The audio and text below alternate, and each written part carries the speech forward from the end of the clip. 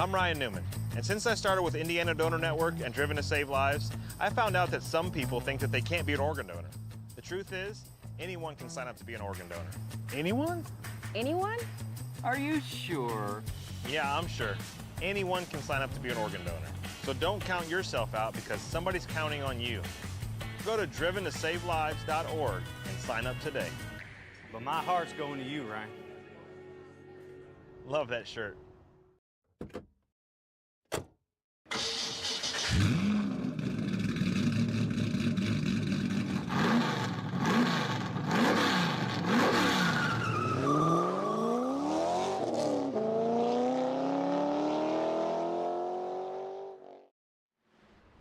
Good evening, ladies and gentlemen. Welcome back to another night of iRacing action here on the National Racing Network, where tonight it will be the stars and cars of the iRacing Silver Crown Cup. My name is Chris Graham, joining the booth as always by Mr. Patrick Byrne. And tell you what, Bizzle, crowds at Bristol is going to be possibly a little bit of abject insanity. We saw this a little bit in the real world about a decade or so ago. It was lightning fast in the real world, and it's going to be just as insane here tonight. Yeah, Bristol is one of the most fantastic tracks for these cars, and it's a shame for a couple seasons we couldn't run them here. There was just a couple issues with the software that wouldn't let these cars race here. But these things are back at the Speedway, back at the bull ring, and ready to put on one hell of a show for us tonight. Yeah, we're looking forward to it in a pretty big way. Already got some of the comments coming in here. Let's do, well, let's see. First, we got to make sure we can show the Facebook comments here. Well, Facebook is almost as bad as Twitch. We didn't say that out loud.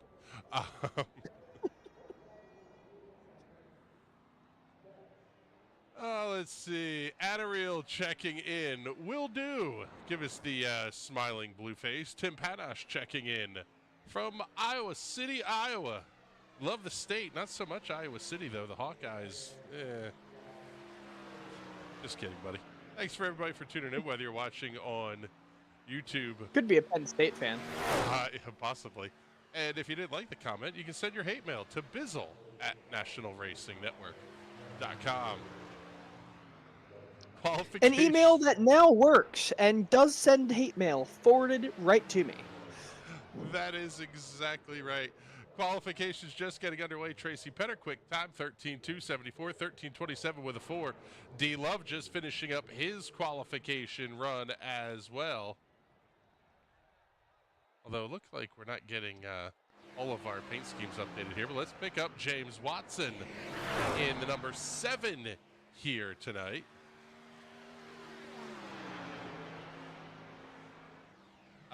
Let's see. Hold on. Anareel is saying, speaking of Twitch, why does the About tab, still have Twitch? Working on it.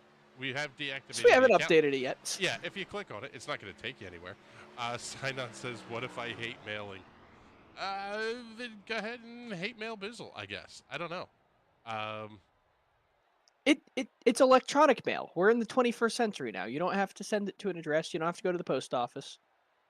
Just write up a nasty email and send it right to me. That is exactly right. We'll pick up the number 15 of Jacob Dunn. Oh, my goodness. Oh, Adariel. Wait, could I get a link to Discord, or am I permabanned? I guess that's 90210 owned. I'm not sure. I don't know if you're banned or what. I don't know. I've been away for the weekend, so. However, this one we got to get up on screen here. Cody Brooks, $20, 12-pack for the Bizzle Beer Fund. Nice to see you guys live tonight. Thank you very much, Cody. We appreciate you hanging out, hooking us up a little bit here. Let's pick up. Cheers, Cody. Yeah, pick up Thomas Lewandowski just rolling out onto the racetrack in car number 3.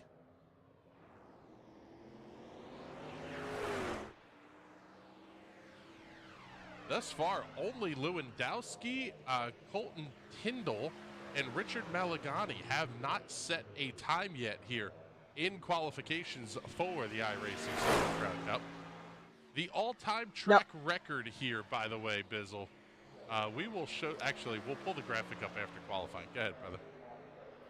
was going to say, one thing I did see with the first car we showed for qualifying was an issue with them kind of net coating into the wall. And that was one of the issues we used to see in previous seasons with this car. So wondering if that could be an issue during the race tonight. We're still having some trouble with the Silver Crowns here at Bristol.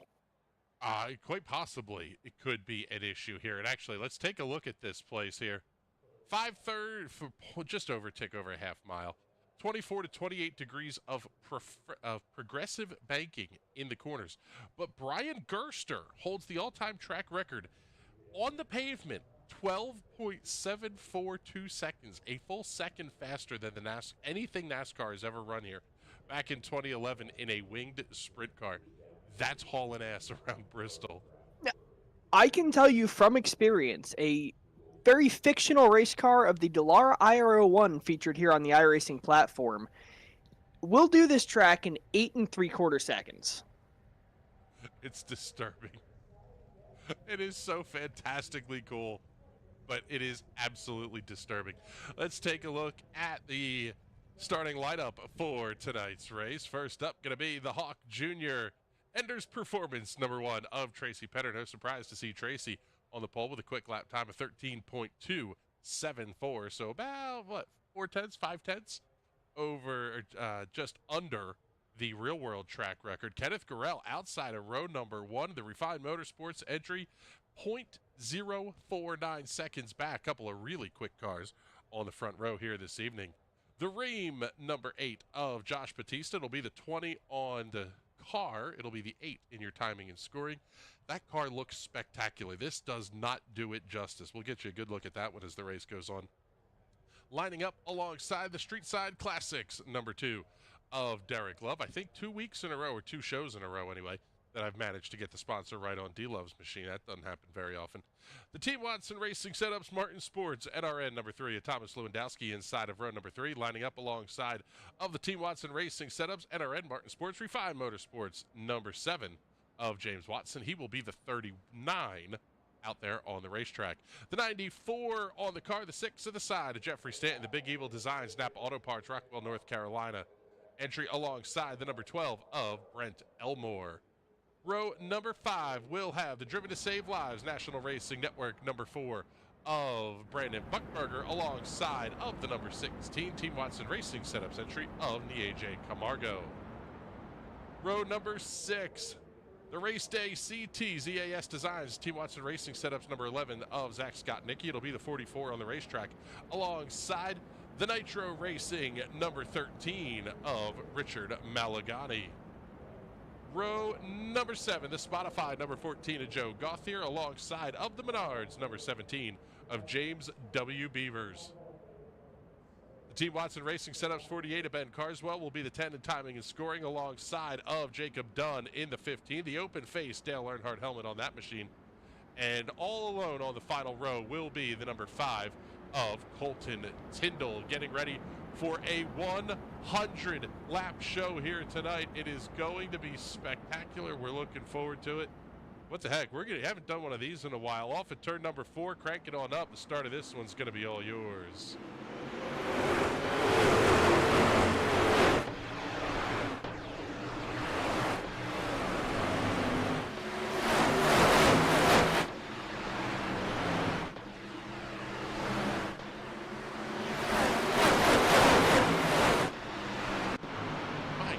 Do they get a lap in the books here in a hurry? Very quickly going to be Tracy Petter grabbing the race lead.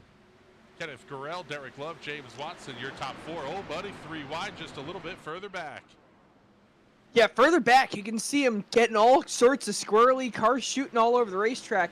That track record was set in the car with wings, and we got one up and over. That's Tracy Petter, the race leader. Race leader upside down and on fire over the start-finish line. But look at that, sticks the landing. Even the Russian judge gave that one a 7. He's going to be able to pull away, but my goodness, that may be the end of the night for Tracy Petter. He very quickly has to take the tow and get that car back to pit lane. You can even see that roll cage is bent up, and you know, when the roll cage is bent up, it's definitely night over, definitely going to the infield care center. That is not a good incident to have at all. Big dive by the 9 of Kenneth Gurrell. Little contact mid-corner, and Petter is upside down very quickly down the front stretch. Yeah, how about that? The cage bend. Good.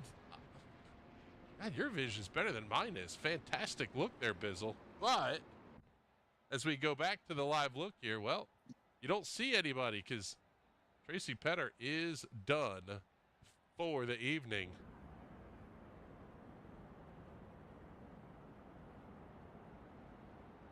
Let's see. Got a couple of comments that we have to bring up here. Sign on giving us the Josh Batista appreciation post. Also, a Jeffrey Stanton appreciation post. Anna Real 90210 checking in. Challenge for you. Find an image of Paul Menard smiling.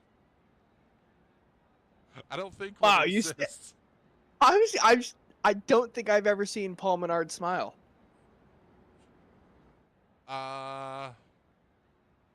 Here we go. I just found one. I Googled it 2 seconds into the Google. It's the second picture that comes up. The third picture that comes up is also Paul Menard smiling, and out of the 10,000 pictures that came up on Google, that is the only two. Let's see here. Let's see if I can do this. Well, it's not going to let me do it on Facebook. Let's see if I can do it. No, it's not going to let me do it on YouTube either here. Oh, let's do this.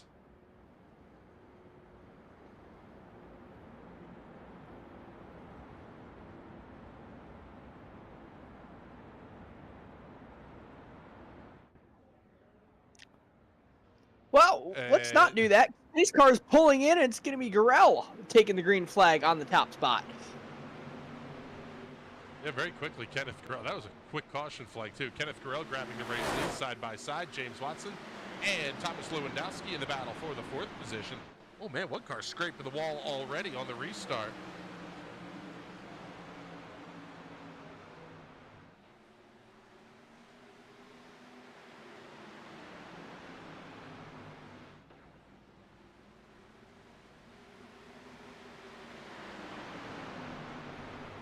Top 5 all going to be nose to tail. Zach Scott Nicky and Josh Batista battling a little bit further back here. Yeah, unfortunately, looks like we're not getting the paint scheme updates. We have them on graphics, which is a little bit.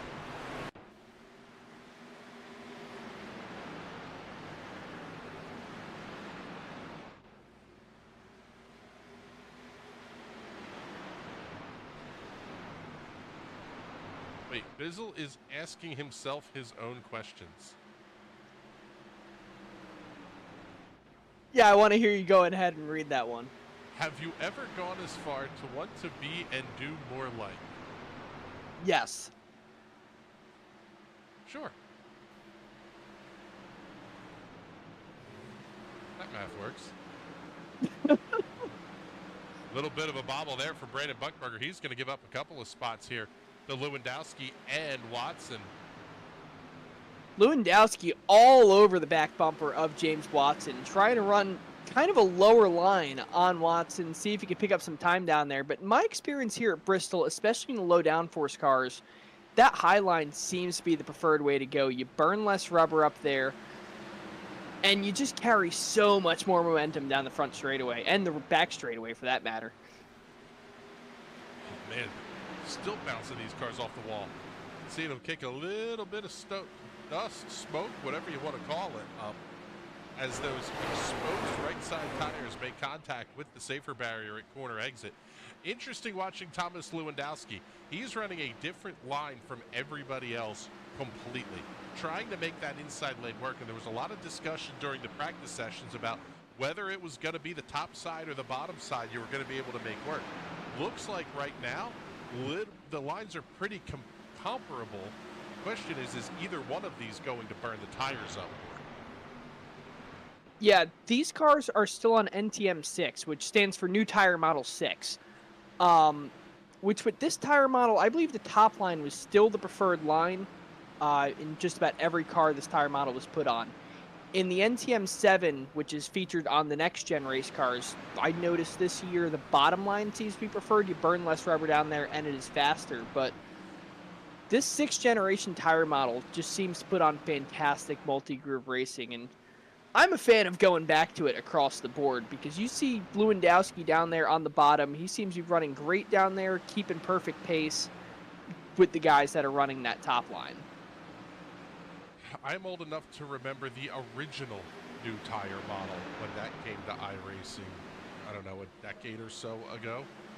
Everything was kind of based off of NASCAR 2003 and Grand Prix Legends and a hybrid of those. Yes, and that tire model came with a set of ice skates, didn't it? Yeah, no, it was more like, God, I couldn't even tell you. It was the slickest sim you could ever possibly have attempted to drive.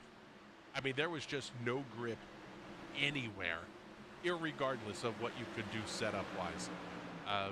They have made some pretty big strides, and quite frankly, I know it's maybe not ideal, but some of the stuff that's coming that I think for rain that they've had to implement, it's going to be coming here to the Silver Crown car fairly soon. Is big dive by the 6 of Jeffrey Stanton. He tried to make that inside lane work. Little tail happy, though. In the last decade, the leaps and bounds that have been made in computing power, where before it was kind of just you had a set grip number and this is the grip the tires had, to now the tires are dynamic. You can actually simulate the rubber molding and moving around on the track surface, how the tire carcass changes temperature and how that affects grip. It was not something that was possible way back in 2007 when iRacing originally was developed and came out. John Prather saying GPL was 10 times as slick as the old tire model somehow. It was awesome.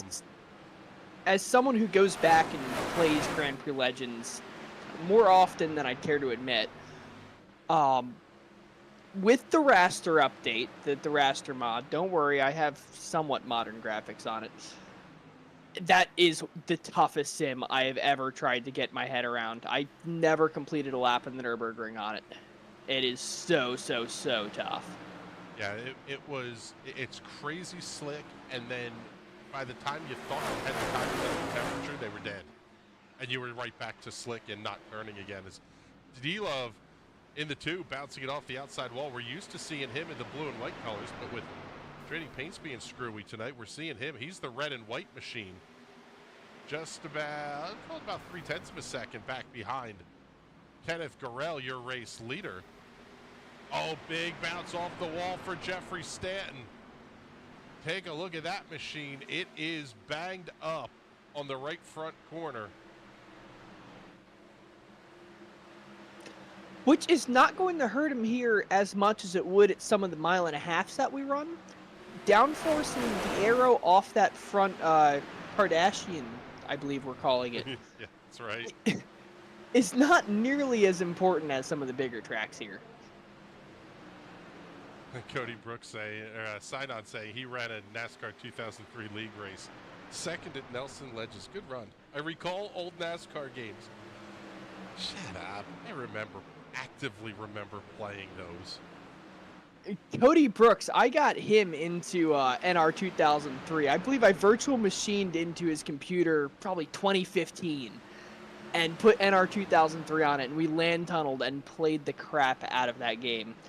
And it was mostly just wrecking on lap 1 or lap 2 and seeing what we could do with the track INI files and how violently we can get the AI to wreck, which was just so much fun. Yes. When my kid who was my late buddy, was one of my best friends in school, when we pulled our cash and managed to get a copy of the original NASCAR Racing expansion pack CD of tracks, so you got the full schedule. Oh, the one that included Daytona because they couldn't get the license to it originally. Correct. And then eventually they got Indy. That was a big one too, but that was another CD that you had to buy. God, I'm showing my age. Lewandowski making that inside lane work. He was bouncing towards the back a little bit, now charging towards the front. He's challenging Derek Love for second. May get that pass completed. How about it? Jeffrey Stanton's not really going anywhere either here. Lewandowski up to second. He's going to keep working that inside lane, try to get inside of race leader Kenneth Gurrell, as we are going to be working lap number 42 of 100. Sign on saying, oh, I have that. God, I threw those CDs out so long ago.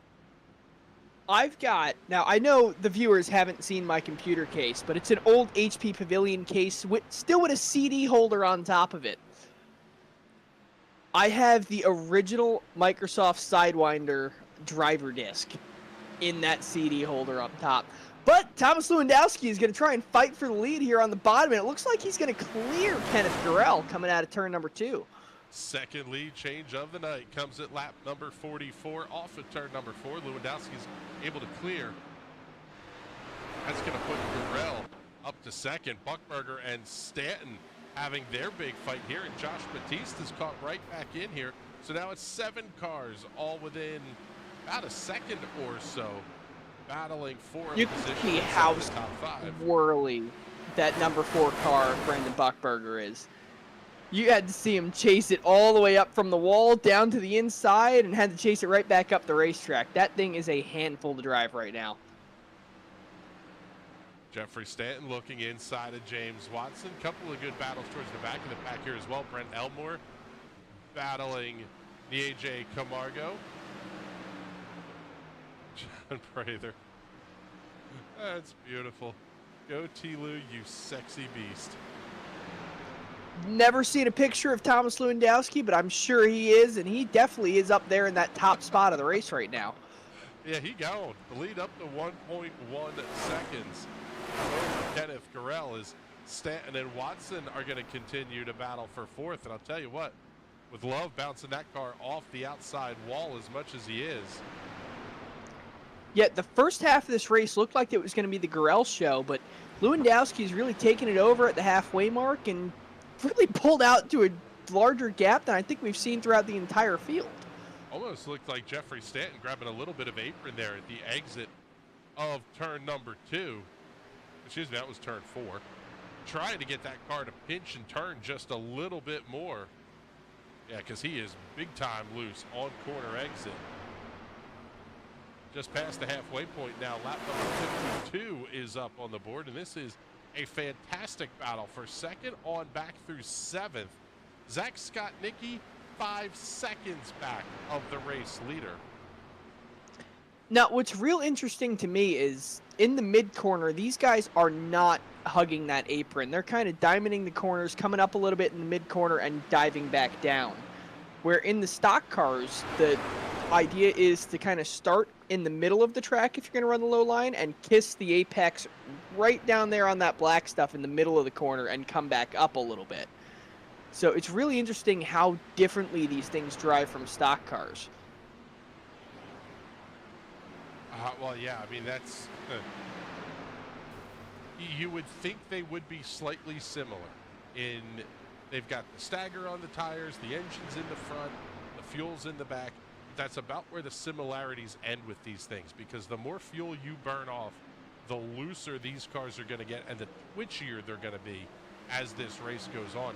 And, I mean, we're just past the halfway point. This could turn into a mess handling-wise by the time we get down to 5 or 10 laps to go. And these things, they might look like small little open-wheel cars. These cars are massive. They're about the same size as a stock car, if not larger.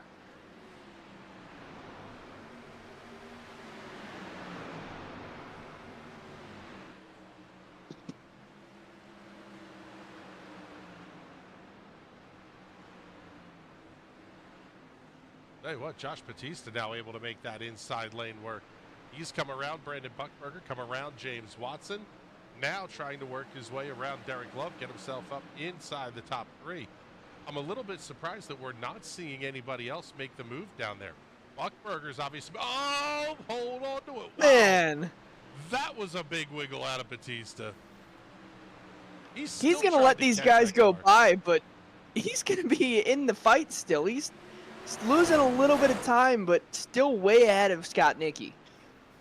Watson into the wall after a shove from the 4 of Brandon Buckberger.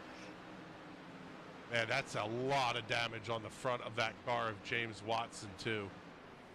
Take a look, pull you up the focus camera, and there it is. The whole right front corner of that car is banged up.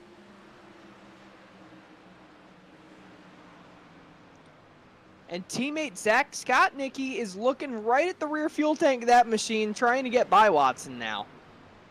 What a heartbreak for Watson. A track he was really looking forward to a great points night. Possibly not going to pan out for him this time. Yeah, let's take a look here at the Hot Shoe Racewear instant replay. Oh, man, almost looked like netcode. I was going to say, that looked just like the netcode issues we're used to seeing here at Bristol. It's why these guys haven't run Bristol in a while, and while it's definitely gotten a lot better over the years, it's still not perfect here with the Silver Crowns at Bristol. No, obviously not. Which really is a shame, because that also means you're not just having to fight close to somebody, but you have to keep enough distance that the handling code, and actually this is something that I saw discussed in the forums, netcode makes its biggest appearances when the driver has to make lots of heavy inputs, as we see D-Love bounce it off the outside safer barrier. The more inputs you have to make on the car, man, same thing there for Kenneth Gorell. As these guys fight the race car, that makes netcode more likely. The more you're having to saw back and forth on the wheel, iRacing's collision system doesn't know where to place the car. Yes, because the way the netcode works is it's guessing where the car is going to be in the next 100 milliseconds is the average ping for most people on great internet is 100 milliseconds. So it's guessing where your car is going to be there. And here at Noval, you would think it'd be easy. You're going to turn left, you're going to hold the bottom line, you're going to hold the top line. But these cars don't want to hold a line. So as you're running that top line, the car wants to spin and shoot down to the bottom. If you're running the bottom, it wants to slide up to the top side. So as it's guessing that 100 milliseconds, which doesn't sound like a lot, that's a tenth of a second, it could predict contact between those cars, and it could spin you out. You almost have to imagine your car is a foot wider on either side, and not only your car, but the guy you're fighting with is a foot wider on either side. So that's 2 extra feet of distance you have to put next to these cars, which, again, doesn't sound like a lot, but as you're racing a track as tight as Bristol is, it can mean disaster in an instant, and in reality, you never actually touch that car that you just crashed and put it into the wall.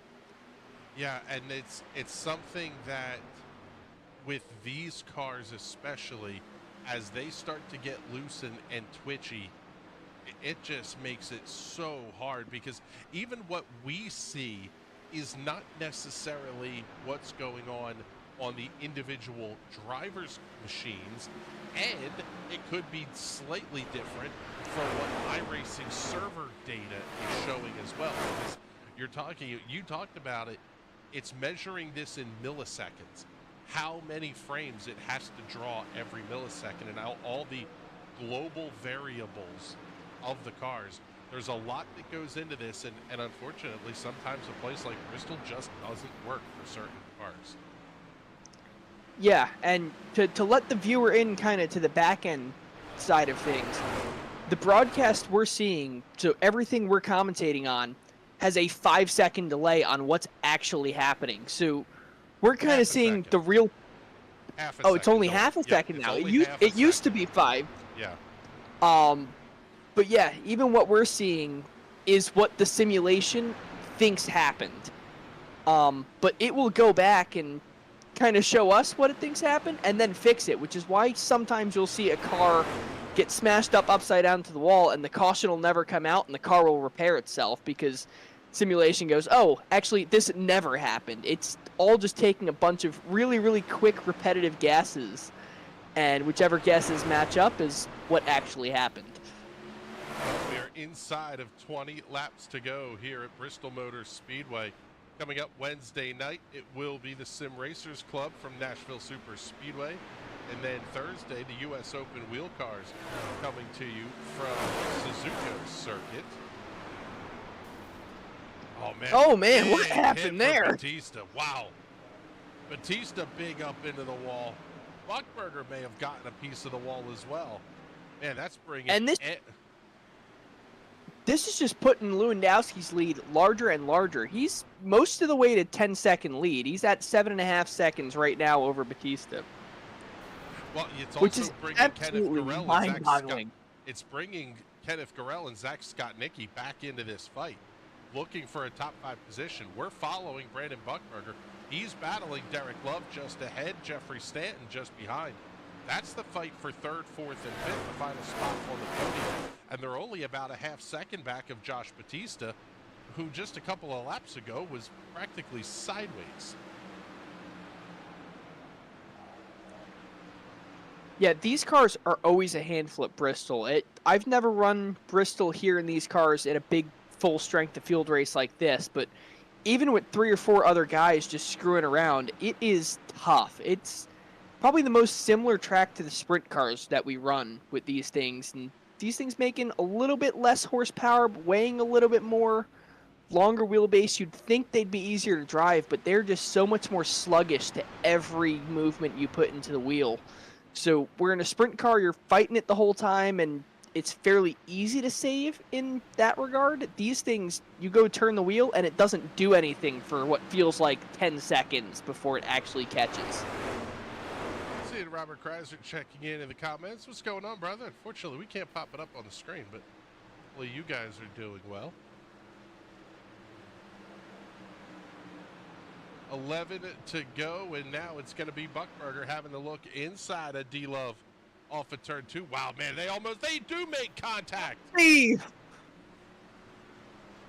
Oh, Love, hard into the wall. Somehow keeps it straight. Oh, they're still trying to wreck these cars. And there he goes big around, hit. and that's in the knee Camargo. Into the AJ Camargo. That's going to end the race for both of those guys. Now Josh Batista all by his lonesome. Oh, man, he has to avoid Camargo. My goodness, here's your race leader in the thick of it. Trying to get past the lap traffic. Thomas Lewandowski with a nearly 7-second lead over Josh Batista, who now runs all by himself. Buckberger locked in a fight with Jeffrey Stanton for 3rd. I can't believe the caution did not come out for that.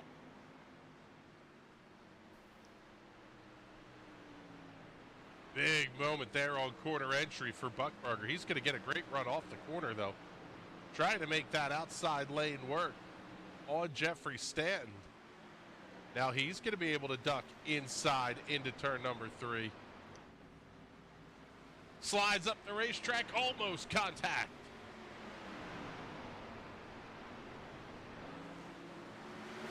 I tell you what, there is going to be nobody happy, maybe except for Thomas Lewandowski, with how their cars were handling tonight.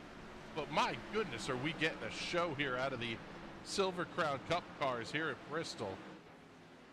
Jeffrey Stanton able to clear. I can't believe that incident didn't bring out the caution flag. I don't know.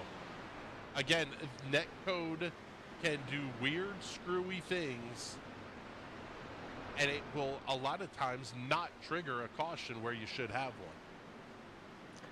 Yeah, I wouldn't be surprised if it's another year before we see Bristol back on the schedule for these things. White flag out in the air, though. It's going to be Lewandowski leading this thing by 7 seconds over the rest of the field. Yeah, this has been boring for the driver of the 3. Thomas Lewandowski off at turn number 4. Checkered flag in the air, and Lewandowski picks up the win at Bristol. Josh Batista going to come home in the 2nd position tonight. Jeffrey Stanton able to hold on to 3rd. There is your race winner, Thomas Lewandowski. Oh my goodness, what a show we got out of these guys tonight. The victory lane interviews will be interesting. We'll just say it that way. But first, let's take a look at your race results. Lewandowski getting the win by 7.4 seconds over Josh Batista. Jeffrey Stanton, Brandon Buckberger, and Zach Scott-Nicky complete the top 5.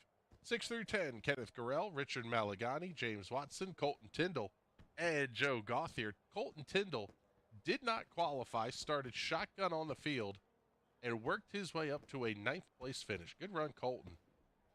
11 through 17, Jacob Dunn, Derek Love, Nieje Camargo, Ben Carswell, Brent Elmore, Tracy Petter, and James W. Beavers did not make the start here of tonight's race. We'll take a look and see who we're going to get into the interview room, because I have a hunch this one could get a little spicy. Let's see. Let's bring in our race winner, Thomas Lewandowski here. And I'll tell you what, Thomas, that this race was, it was crazy, it was insane, and it seemed like everybody was having issues at some point, except for you at the front. Congratulations on a great win. Thanks. Yeah, it's kind of crazy there. At the start, it was pretty chaotic, I know, and everyone's kind of fighting for the top. But I knew, or at least I thought, that if I worked the bottom long enough, that I could eventually kind of start, getting them a little bit of time. Because, like in the past races I've done here, I've always gotten too tight in the high side. So I kind of wanted to dedicate myself and just stick to the bottom, maybe try to, not get so tight.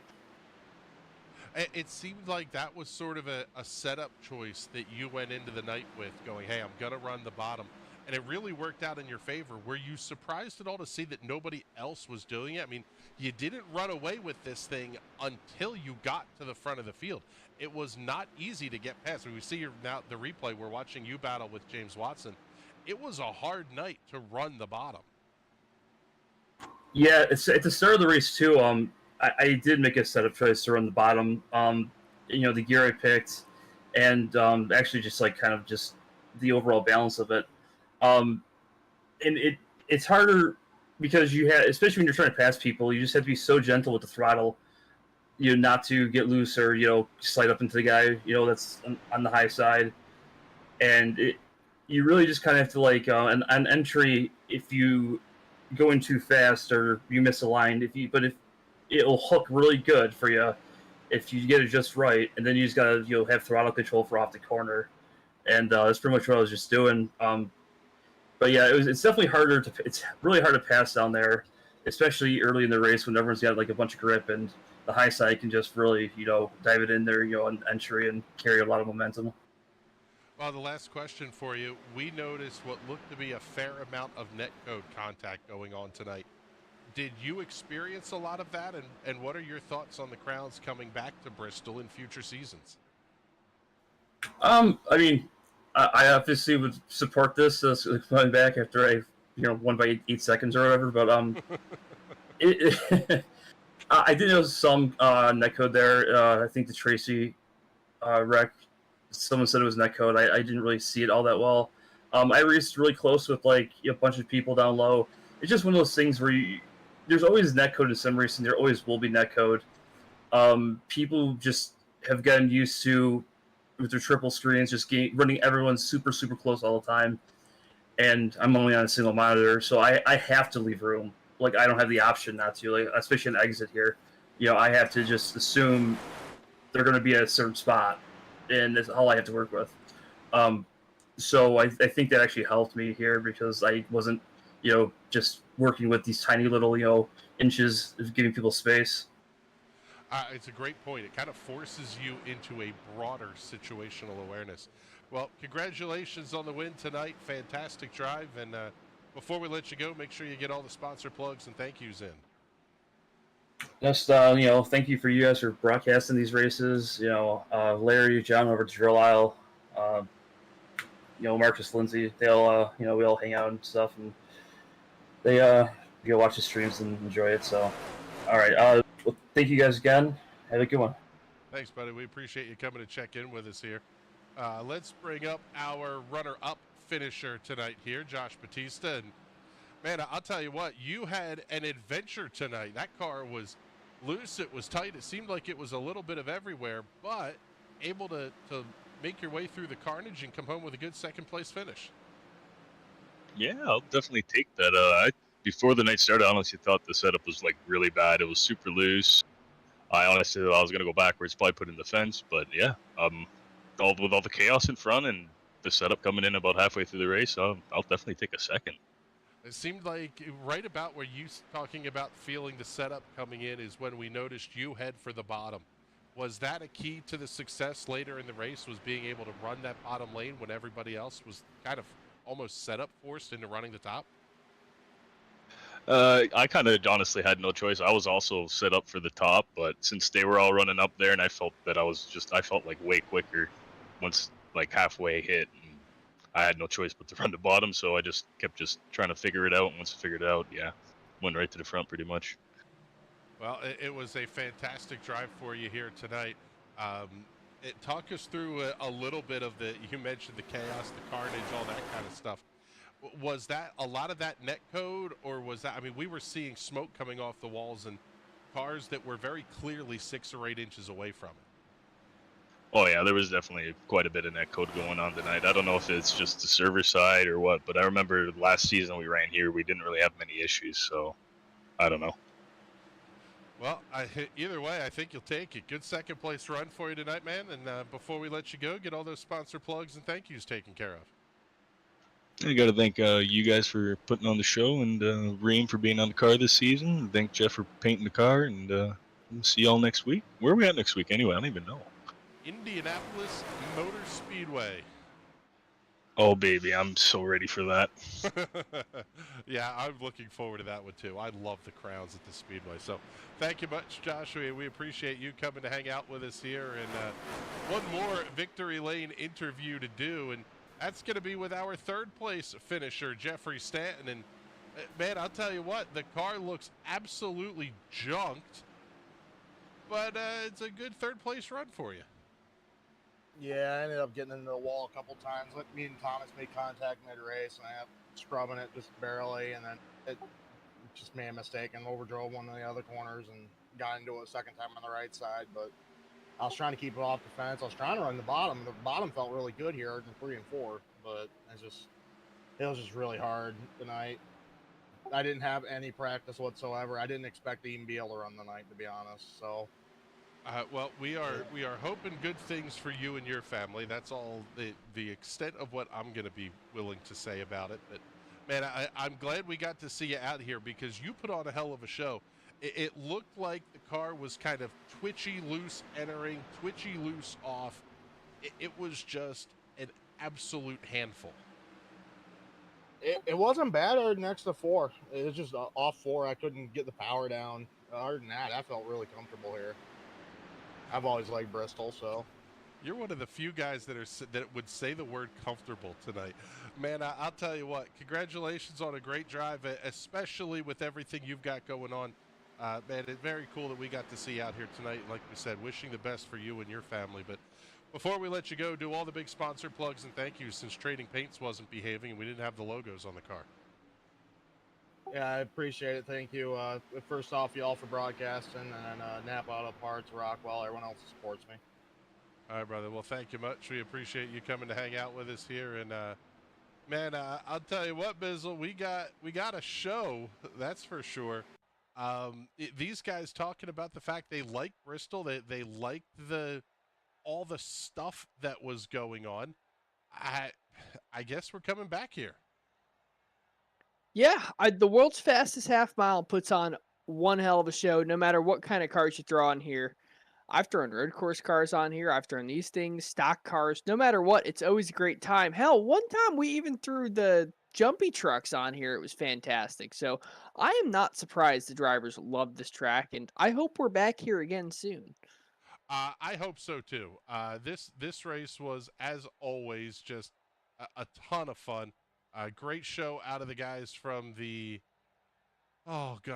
Silver Crown Cup. We know what we're talking about, I promise. But man, once again, every Monday night, 9:45 Eastern, you'll be able to catch the Silver Crown Cup action right here on YouTube and on Facebook. I think for a little while we'll leave that one. Big shout out to Cody Brooks for the super chat. We thank you very much, sir, and really appreciate that. If you're on the Facebook side, you can send stars or whatever it is if you appreciate the work. Coming up next week for these guys, it will be a trip to the Indianapolis Motor Speedway for a slightly shorter race, only 40 laps in distance around the world's greatest race course. Coming up on Wednesday night, Nashville Super Speedway, 9 p.m. Eastern Daylight Time. It'll be the Stars and Cars of the Sim Speed Shop Premier Series for the Sim Racers Club. And on Thursday night, 9 p.m. in the East, the U.S. Open Wheel C-Class and D-Class cars heading off to the land of the rising sun and Suzuka Mi Prefecture, Japan, for a visit to the Suzuka International Circuit. With that, we are getting the heck on out of here. Good show tonight. Thank you very much to all the drivers of the Silver Crown Cup. For Patrick Byrne and everybody here at the National Racing Network that makes these shows happen, my name is Chris Graham. Thank you so much for coming to hang out with us, and we will talk to you all soon. Have a great night, everybody.